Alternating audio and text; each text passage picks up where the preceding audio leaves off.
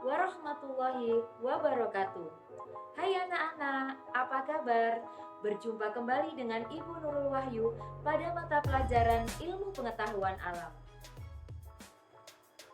Semoga sehat selalu dan tetap semangat belajar. Anak-anak pelajar mahasiswa diharuskan belajar dari rumah hampir 1 tahun. Hal ini dikarenakan pandemi global yang disebabkan oleh virus SARS-CoV-2 yang menyebabkan penyakit COVID-19. Virus ini menyerang sel yang menyusun berbagai macam organ tubuh pada manusia, terutama sistem pernafasan. Kita harus bersama-sama melawan COVID-19 dengan ilmu pengetahuan. Nah, pada hari ini saya mengajak siswa-siswi kelas 8 untuk belajar bersama tentang sistem pernafasan pada manusia. Are you ready guys? Selamat menyaksikan. Sistem pernafasan pada manusia. Pernapasan adalah proses pertukaran gas yang terjadi pada tubuh makhluk hidup. Bernapas atau ventilasi paru-paru merupakan proses menghirup udara, inhalasi, dan menghembuskan udara atau ekshalasi yang melibatkan pertukaran udara antara atmosfer dengan alveolus paru-paru. Sedang pernafasan eksternal adalah merupakan pertukaran gas antara alveolus paru-paru dengan darah pada pembuluh kapiler paru-paru. Pada proses tersebut, pembuluh kapiler mengikat oksigen pada alveolus dan melepaskan CO2 di alveolus. Sedang pernafasan internal adalah merupakan pertukaran gas antara pembuluh kapiler dengan sel-sel atau jaringan tubuh. Pada proses tersebut, darah melepaskan oksigen dan mengikat karbon dioksida. Kemudian, oksigen yang terdapat pada sel akan digunakan untuk proses pembakaran atau yang dikenal dengan proses respirasi seluler. Nah, anak-anak, selanjutnya yang kita pelajari pertama adalah organ pernafasan pada manusia. Organ pernafasan pada manusia terdiri dari 1. Hidung, faring, laring, trakea atau tenggorokan, bronchus, broncheolus, dan paru-paru. Organ yang pertama adalah hidung. Hidung merupakan tempat masuknya udara, sehingga hidung berfungsi untuk menyaring, menghangatkan, dan melembabkan udara, serta sebagai reseptor pembau atau olfaktori. Pada hidung, terdapat rambut hidung yang berfungsi menyaring partikel kotoran atau debu yang masuk bersama udara. Kemudian hidung juga dilengkapi selaput lendir yang berfungsi sebagai perangkap benda asing yang masuk terhirup pada saat bernafas, misalnya debu, virus, atau bakteri. Pada hidung juga terdapat konka. Konka mengandung banyak kapiler darah yang berfungsi untuk menyamakan suhu udara yang terhirup dengan suhu tubuh atau menghangatkan udara yang masuk. Organ yang kedua adalah faring. Faring merupakan organ pernapasan yang terletak di belakang rongga hidung hingga rongga mulut dan di atas laring. Faring berfungsi sebagai jalan masuk udara dan makanan, ruang resonansi suara, serta tempat tonsil yang berpartisipasi pada reaksi kekebalan tubuh dalam melawan benda asing. Berikutnya adalah laring. Laring terdiri dari lempengan tulang rawan. Bagian dalam dindingnya digerakkan oleh otot. Nah, terdapat glotis, yaitu lubang atau celah yang menghubungkan faring dan trakea. Pada laring juga dilengkapi oleh katup yang disebut epiglotis. Epiglotis selalu terbuka jika udara masuk dan menutup jika ada makanan masuk ke dalam kerongkongan. Berikutnya adalah trakea atau tenggorokan. Trakea tersusun dari cincin tulang rawan, terletak di depan kerongkongan berbentuk pipa. Bagian dalamnya licin karena dilapisi oleh selaput lendir. Trakea tersusun dari sel epitel berlapis semu bersilia yang berfungsi menahan debu atau kotoran dalam udara agar tidak masuk ke dalam paru-paru. Organ selanjutnya adalah bronkus. Bronkus merupakan percabangan yang menghubungkan trakea dan paru-paru. Bronkus terdapat di paru-paru kanan dan paru-paru kiri. Terdiri dari lempengan tulang rawan. Bronkus dindingnya tersusun atas otot halus. Cabang bronkus disebut broncheolus, tipis dan tidak bertulang rawan. Nah, selanjutnya paru-paru dan alveolus. Paru-paru diselubungi oleh selaput elastis yang disebut dengan pleura. Paru-paru terletak di dalam rongga dada, di atas diafragma, yaitu sekat yang membatasi rongga dada dan rongga perut. Paru-paru kanan terdiri 3 gelambir, sedangkan paru-paru kiri terdiri dari 2 gelambir. Di dalam paru-paru terdapat bronkus dan broncheolus dan alveolus. Alveolus tersusun atas jaringan epitel pipih selapis sehingga memudahkan proses pertukaran oksigen dan karbon dioksida. Alveolus memiliki permukaan yang luas sehingga penyerapan oksigen lebih efisien. Setelah kita mengetahui jenis-jenis organ pernafasan pada manusia, selanjutnya yang kita pelajari adalah mekanisme pernafasan pada manusia. Pernafasan terjadi baik saat sadar maupun tidak sadar. Bernafas ada fase inspirasi yaitu saat udara masuk dan ekspirasi saat udara keluar. Berdasarkan cara melakukan inspirasi dan ekspirasi dan tempat terjadinya, mekanisme pernafasan pada manusia dibagi 2 jenis, yaitu pernafasan dada dan pernafasan perut. Pernafasan dada terjadi karena aktivitas otot intercostal muscle atau otot di antara tulang rusuk. Ketika proses inspirasi, otot di antara tulang rusuk berkontraksi yang menyebabkan tulang rusuk terangkat. Terangkatnya tulang rusuk menyebabkan volume dalam rongga dada membesar. Ketika volume rongga dada membesar, maka tekanan udara di dalam rongga dada lebih rendah daripada tekanan udara di luar, sehingga udara dari luar masuk berdifusi ke dalam paru-paru. Sedangkan saat ekspirasi, otot di antara tulang rusuk relaksasi yang menyebabkan tulang rusuk turun, sehingga volume rongga dada menjadi menyempit. Paru-paru pun mengecil sehingga tekanan udara di dalam paru-paru lebih tinggi daripada udara luar. Hal ini menyebabkan udara berdifusi keluar dari paru-paru ke lingkungan. Berikutnya, pernafasan perut. Perhatikan gambar mekanisme pernafasan yang tampak pada layar. Diafragma adalah sekat yang memisahkan antara rongga dada dan rongga perut. Saat proses inspirasi, diafragma mendatar, dan saat ekspirasi, diafragma melengkung.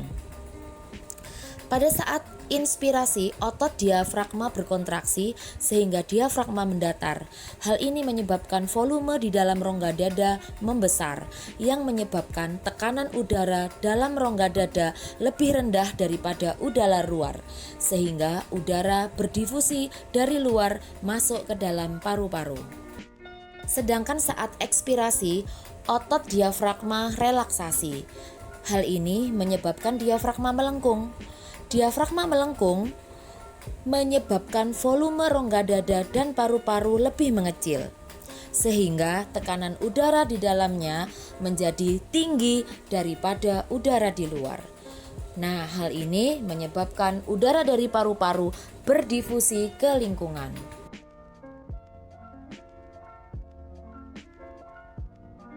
Anak-anak, selanjutnya yang kita bahas adalah frekuensi pernafasan, yaitu cepat lambat melakukan pernafasan. Frekuensi pernafasan dipengaruhi oleh beberapa faktor, yaitu umur, jenis kelamin, suhu tubuh, posisi tubuh, dan kegiatan atau aktivitas tubuh. Konsep secara umum adalah ketika tubuh kita membutuhkan energi, maka oksigen yang dibutuhkan akan lebih banyak. Hal ini menyebabkan frekuensi pernafasan lebih cepat. Contohnya umur. Pada umumnya, semakin bertambah usia seseorang, maka semakin rendah frekuensi pernafasannya. Hal ini karena berkurangnya proporsi kebutuhan energi. Berikutnya jenis kelamin. Biasanya aktivitas laki-laki lebih tinggi daripada perempuan, sehingga frekuensi pernafasan laki-laki lebih tinggi dari perempuan. Berikutnya suhu tubuh. Semakin tinggi suhu tubuh, maka semakin cepat frekuensi pernafasannya. Di sini disebabkan proses metabolisme di dalam tubuh membutuhkan jumlah oksigen yang tinggi pula. Selanjutnya yang kita bahas adalah volume pernafasan. Anak-anak, silahkan perhatikan tabel volume pernafasan yang tampak pada layar. Nah, sekarang perhatikan gambar tabel yang ditunjuk oleh anak panah. Yang ditunjuk oleh anak panah adalah volume tidal, yaitu volume udara yang keluar masuk paru-paru saat tubuh melakukan inspirasi atau ekspirasi biasa. Volumenya sekitar 500 mili atau 0,5 liter. Berikutnya yang ditunjuk adalah volume cadangan ekspirasi. Volume cadangan ekspirasi merupakan volume udara yang masih dapat dikeluarkan secara maksimal dari paru-paru setelah melakukan ekspirasi biasa. Volumenya sekitar 1.500 ml. Yang ditunjuk berikutnya adalah volume cadangan inspirasi, yaitu volume udara yang masih dapat dimasukkan ke dalam paru-paru setelah melakukan inspirasi biasa. Volumenya sekitar 1.500 ml. Nah, sedangkan yang ditunjuk saat ini adalah volume residu atau volume sisa, yaitu volume udara yang masih tersisa di dalam paru-paru meskipun telah melakukan ekspirasi secara maksimal. Volumenya sekitar 1.000 ml. Penjumlahan dari volume tidal ditambah volume cadangan ekspirasi ditambah volume cadangan inspirasi disebut kapasitas vital paru-paru. Volume tidal berjumlah 500 ml, sedangkan volume cadangan ekspirasi kurang lebih 1.500 ml dan volume cadangan inspirasi juga 1.500 ml, sehingga kapasitas vital paru-paru sekitar 3.500 ml. Sedangkan kapasitas total paru-paru adalah penjumlahan volume kapasitas vital paru-paru ditambah udara residu, sehingga volume kapasitas total paru-paru sekitar 4.500 ml.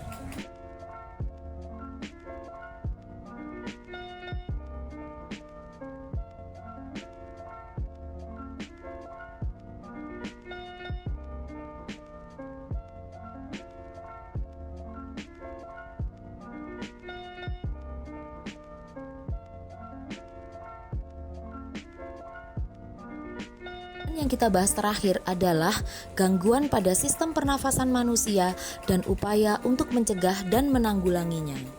Gangguan pada sistem pernafasan pada umumnya adalah penyakit yang diakibatkan adanya infeksi virus, bakteri, atau jamur.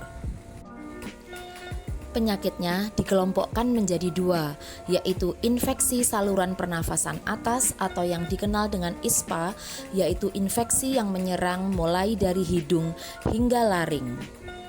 Sedangkan infeksi saluran pernafasan bawah, infeksi tersebut menyerang organ mulai trakea hingga alveolus. Berikut adalah berbagai macam contoh penyakit yang menyerang sistem pernafasan pada manusia. Yang pertama adalah influenza. Penderita influenza dengan ciri-ciri batuk, pilek, bersin, nyeri otot yang disebabkan oleh virus influenza. Berikutnya ada penyakit tonsilitis, faringitis, pneumonia. Yang ketiga, penyakit tersebut disebabkan oleh infeksi yang disebabkan oleh bakteri, virus, maupun jamur. Penderita pneumonia akan mengalami sesak nafas yang disebabkan terganggunya penyerapan oksigen pada alveolus. Anak-anak perlu diketahui salah satu ciri penderita COVID-19, mereka juga mengalami pneumonia atau sesak nafas. Penyakit berikutnya adalah TBC atau tuberkulosis. Penyakit tuberkulosis disebabkan oleh Mycobacterium tuberculosis. Penyakit berikutnya adalah asma. Asma merupakan penyakit yang menyerang sistem pernafasan yang disebabkan oleh faktor lingkungan. Faktor lingkungan dapat menyebabkan masuknya zat pemicu alergi. Masuknya alergen tersebut akan memicu tubuh untuk menghasilkan senyawa kimia, misalnya prostaglandin dan histamin yang menyebabkan memicu penyempitan saluran pernafasan, sehingga penderitanya kesulitan untuk cukup menghirup oksigen. Penyakit selanjutnya adalah kanker paru-paru. Kanker paru-paru terjadi karena pertumbuhan sel-sel yang tidak terkendali pada jaringan di dalam paru-paru. 80% kasus kanker paru-paru disebabkan oleh merokok, baik merokok aktif maupun pasif, sedangkan sisanya disebabkan karena faktor genetik.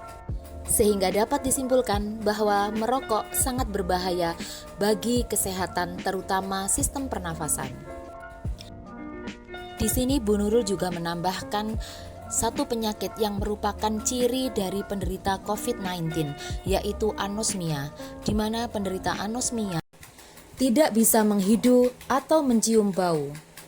Nah, apabila anosmia menyerang pada tubuh kalian, maka segeralah berkonsultasi dengan dokter dan melakukan pemeriksaan lebih lanjut. Untuk mencegah gangguan pada sistem pernafasan, mari kita terapkan 3M. Menggunakan masker, menjaga jarak aman, dan sering melakukan mencuci tangan.